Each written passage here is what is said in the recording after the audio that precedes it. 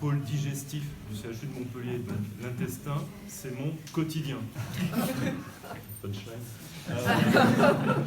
Et quand j'ai vu cette œuvre, forcément ça m'a un petit peu troublé parce que ça correspond pas tellement à ce que je vois au quotidien. Et la réaction, ça a été: est-ce que c'est moi qui me trompe? Est-ce que je me trompe finalement? Qu'est-ce que me dit cette œuvre-là? Et j'ai réfléchi au tube digestif différemment, effectivement. Donc c'est un peu une expérience quand vous faites un test diagnostic presque. L'œuvre d'art là intervient presque comme une petite stimulation, un petit test diagnostic qui vous fait réfléchir, qui vous fait questionner, qui vous fait faire un pas de côté. Et donc j'avais eu l'idée d'écrire un petit cartel pour raconter ce que moi je vois au quotidien de l'intérieur du tube digestif et de l'extérieur, quelle est sa fonction, etc. Mais ça m'a beaucoup intrigué de voir ce tube digestif. Je me suis dit, c'est incroyable, c'est pas ce que je vois au quotidien et ça m'a vraiment bouleversé. Et pourtant, il y a une part de réalité dans cette œuvre. Il y a une part de réalité qui est une part de la réalité anatomique et physiologique finalement.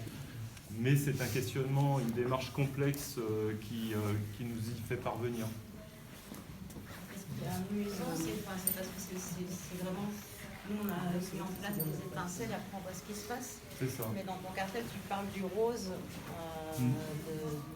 de ce tube intestinal rose satiné un peu. Et en fait, c'est exactement ce qu'on retrouve dans les dessins de King Kokoï. Alors, il y a autre chose aussi. Il faut que je vous avoue quelque chose, c'est que ça m'a fait douter. Je me suis dit, mais le côlon, c'est quand même bien rose. Je le vois régulièrement.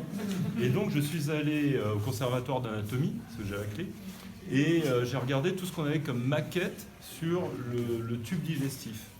Et il se trouve que de manière absolument invariable, le côlon est marron sur toutes les maquettes du conservatoire anatomique. Et ça m'a beaucoup questionné et je me suis rendu compte, après 30 ans que je fréquente ce conservatoire d'anatomie, que nos maquettes étaient fausses. Pourquoi? Alors, du coup, ça m'a fait réfléchir, parce que ce sont des maquettes qui datent du 19e. Et au 19e, on n'opérait pas le corps comme ça, un corps vivant. On ne pouvait pas l'ouvrir avant l'anesthésie, avant les progrès qu'on a fait en anesthésie. Je suis anesthésiste.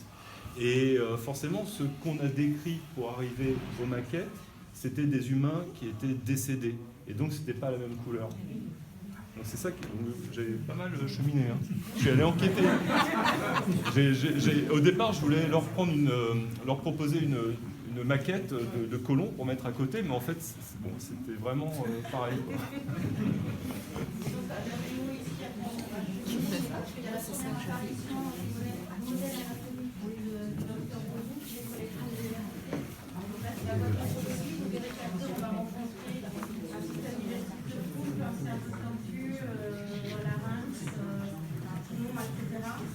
C'est des objets qui ont été créés par le docteur Ouzou avec une recette spécifique de papier mâché dans laquelle il va intégrer du liège pour pouvoir le peindre, pour pouvoir à la fois le former